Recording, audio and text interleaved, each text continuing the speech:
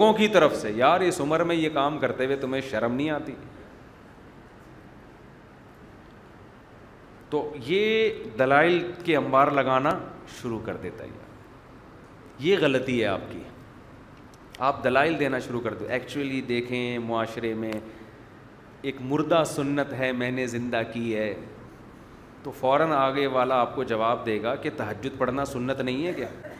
है भाई, ज़ोहर से पहले की 4 सुन्नतों का मामूल है जनाब का।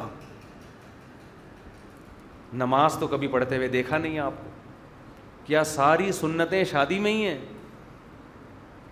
जवाब दे दो। अब आप, कोई जवाब है आपके पास? कोई जवाब नहीं है। आप शर्मिंदा होना शुरू हो जाओगे, यार मैंने एक ही सुन्नत थी जो मुझे ज़िंदगी में जिसका ख्याल आया। फिर दूसरा ताना, अगर आपने जवान लड़की से की है तो अपनी बेटियों की उम्र की लड़कियों से शादी करते हुए शर्म नहीं आती? अगर कम उम्र से शादी हो गई, उसको नहीं आ रही, आपको आ रही है।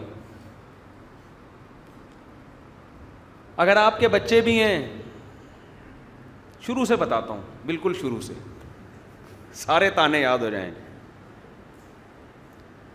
देखो, अगर आपकी पहली बीवी नेक है तो ताना दिया जाएगा कि इतनी अच्छी बीवी के होते हुए क्यों की, पहली में क्या खराबी थी।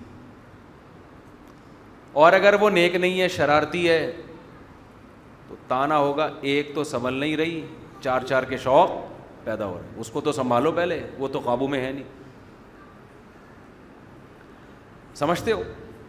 अगर आप के बच्चे नहीं हैं, फिर आप शादी करेंगे तो ताना मिलेगा कि एक तो उस बेचारी को औलाद ना होने का गम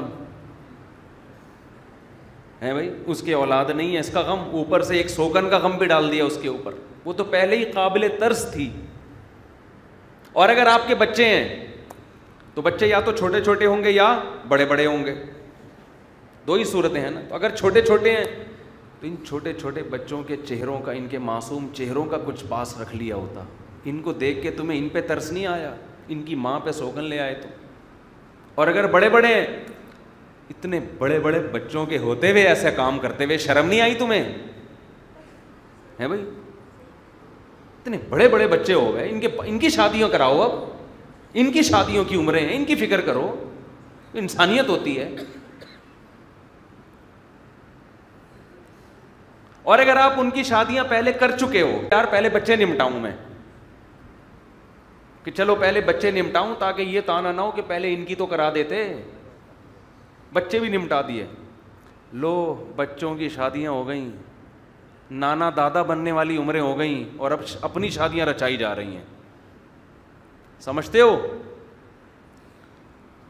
और अगर आपकी कंडीशन ये है कि आप की दाढ़ी है या नहीं होगी, दाढ़ी नहीं है, काम मौलवियों वाले कर रहे हो।